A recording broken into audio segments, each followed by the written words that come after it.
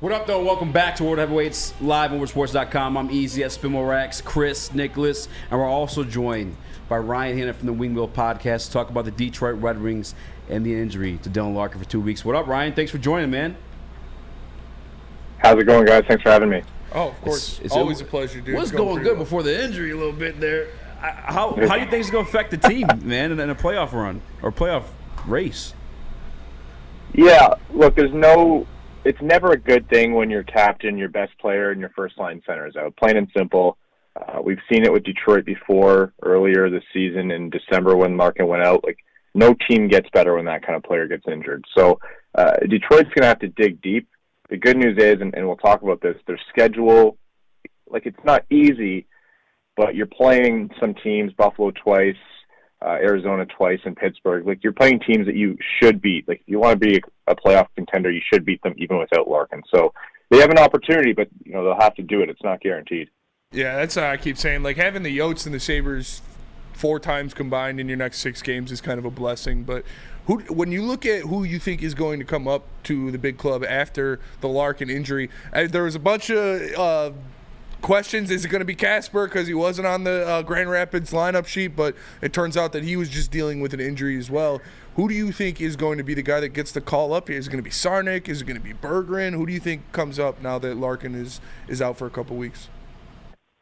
I think they're going to try to rock with their group. Like, Joe Veleno is going to slot up and play in Larkin's spot at least to start to see how he does between DeBrincat and Kane. If that doesn't work, you'll probably see a bunch of different mix of line combinations to try to find something that clicks.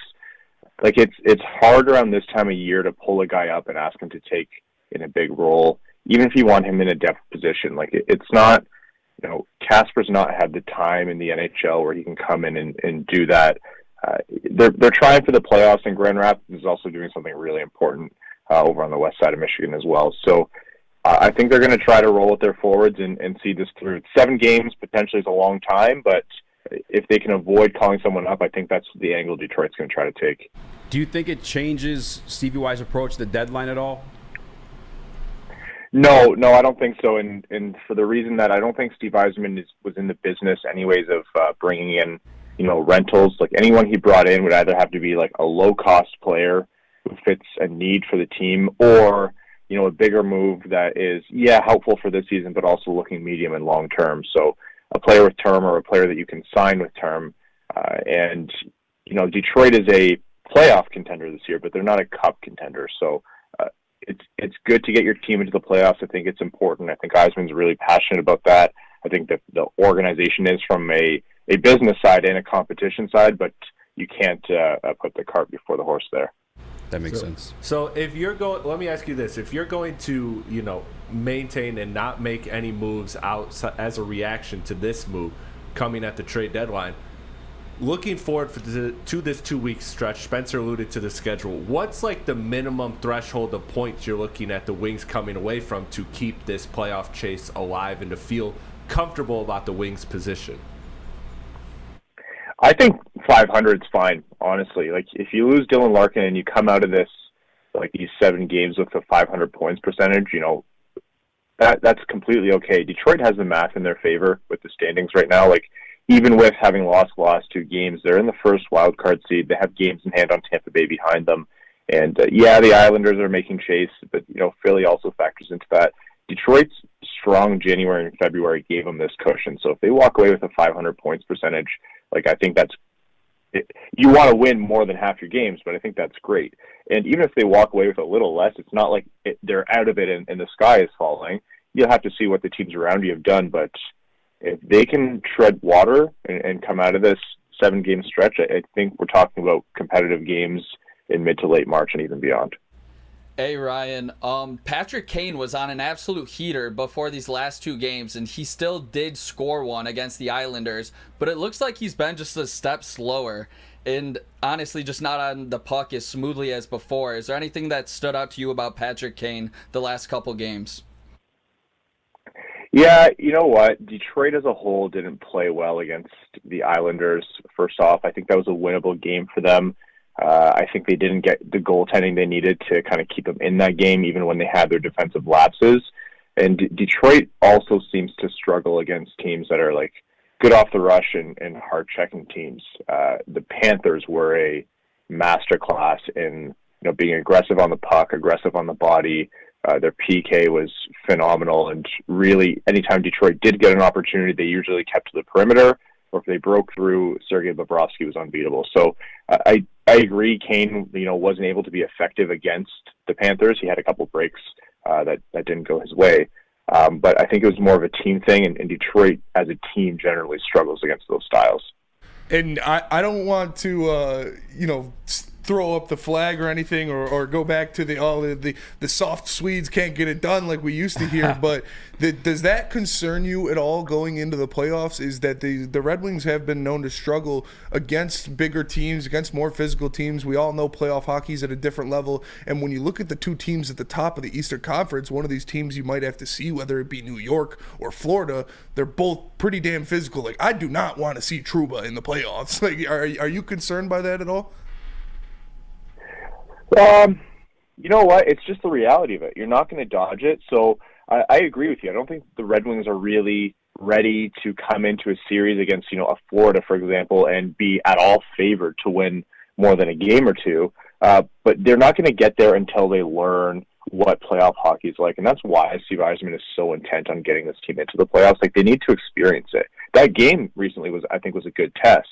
I think they are going to probably take hopefully a playoff series, but at the very least that game against the Panthers and similar ones into account when they consider the kinds of players they add to their team.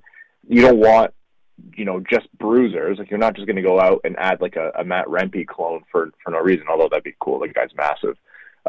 It's about the guys you have, yeah, but also how the team has to play. And you know what? For as much as Florida might piss you off as a fan of the Red Wings, like, you have to admire how they're able to walk that line. They know when to cross it. They know when to pull a team out of their game. The players that Detroit has now, they can learn to do that better. Ryan, 2 losses and an injury to our captain after the priority patch, brother. When can we start talking about a curse here? You know what? I've made my opinions on patches on jerseys clear on the Winged Wheel podcast. There's no good jersey ad. I think they suck. I think that was the sacred line that was inevitable the NHL was going to cross. I hate that they did it. You saw it coming from a mile away. I think I'm happy watching the Red Wings for as long as we did without it, honestly.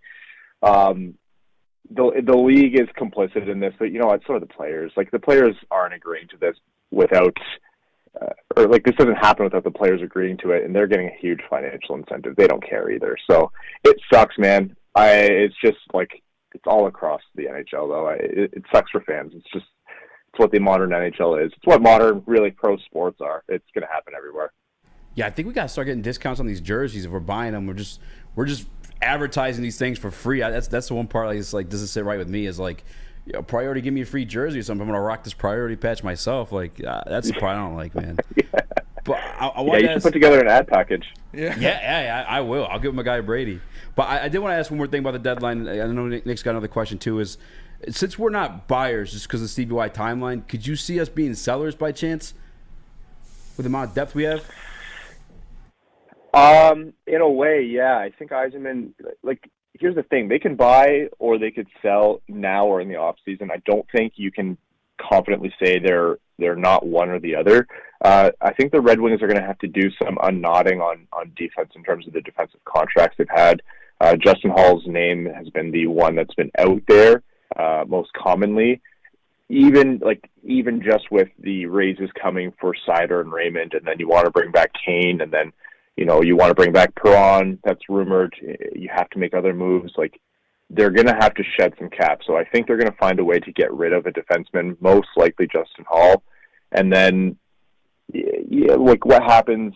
It's hard to predict that they're going to, move a Shane Gostisbehere or a Daniel Sprong, for example, because they're important for this team right now for this playoff push. And I think Yzerman would rather have those players for this push rather than, a late second-round pick or something.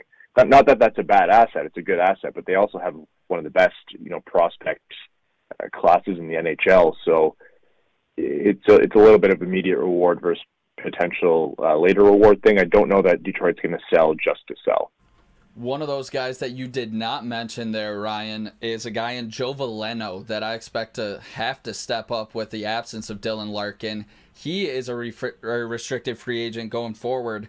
What do you think a contract looks like for him, or do you think he is in this last season as a Detroit Red Wing? No, he's a restricted free agent. He does have arbitration rights, and so that process might be decided that way, although it's never really good for the player team relationship when they go that direction. You know, pretty commonly across the NHL, if a player goes through arbitration, they're gone from the team pretty soon after. I think of Tyler Bertuzzi. I think you can look at something similar to what Michael Rasmussen got. 4 years times 3.2 might come in a little bit under. They're not too far away in age. He's having himself a great season. He's stepped up in a big way. I think the Red Wings would do well to sign a player like Veleno long term and keep him, and I think they're interested in that too. Like, he plays a premium position. He plays the Red Wings way. He's young, and they probably can get him relatively cheap. It's much better to do that rather than try to find that kind of thing in free agency with an older guy who's more expensive. And Ryan, we appreciate you joining as always. It's always great to have your knowledge on and to talk some hockey with you. And before we let you go, and you shout out the Winged Wheel Pod and everything like that, I just got a quick NHL question. Like, do you think we're gonna see Sid in a different sweater this year? Because they've been talking about it a lot, and that would be wild to see him in a different sweater than the Penguins. Yeah, I asked the question on our show too, just for the sake of asking it. At the end of the day, I don't think we are. I think Sid is cut from the old cloth of NHL players. He's had a lot of success, like, a few cups, and obviously he wants to be competitive, but I think he's retiring a Penguin no matter what. I don't see him as a cup chaser. He's too loyal, and I think he wants to retire a Penguin, which is boring. I think it'd be great for the NHL if Sid went somewhere else, but I think the last thing we need to see is Colorado more stacked than they already are, so I won't complain too much. That'd be Jesus, that would be awful. That would be fucking crazy, dude, if that happened. I would not like that. Ryan, man, I appreciate you joining us. How about you give a shout out to your show the next time you guys will be on, and everywhere else people can catch you? Yeah, definitely. So I'm one of the hosts of the Winged Wheel podcast. Wherever you get your podcasts, you can find us. We're also on YouTube, so Amazon Music, Apple Podcasts, Google, Spotify, wherever. And if you want to look at our ugly mugs, we're on YouTube as well. We record twice a week, Sundays, and then typically midweek. So our next episode is Wednesday night. That's going to be a little bit of a different episode. That's going to be our official trade deadline preview. So it's going to be a big one. And go to wingedwheelpodcast.com for all of that information and more. Appreciate you guys having me on. It means a lot. Top 3 in the country, right? I saw the stats. You guys are top 3 in the country for hockey podcasts. Yeah, it's very, very cool. We, by the numbers, top 3 hockey pod in America, which was awesome. We'll never pass, Chicklets and 32 Thoughts. They're pretty solid up there. So you're basically number one. To be 3 mid-season is a huge honor. Let's go. Yeah, those guys I'll don't take count, that man. for sure. Yeah, you're basically number one. Those guys don't count because they're getting pushed by all the big name brands. That's awesome, dude. Congratulations. Congrats. Thank you. Thanks really so much for appreciate joining that. us Thank as you, always, guys. man. Appreciate you, and keep up the great work. Love Yes, listening sir. to you guys.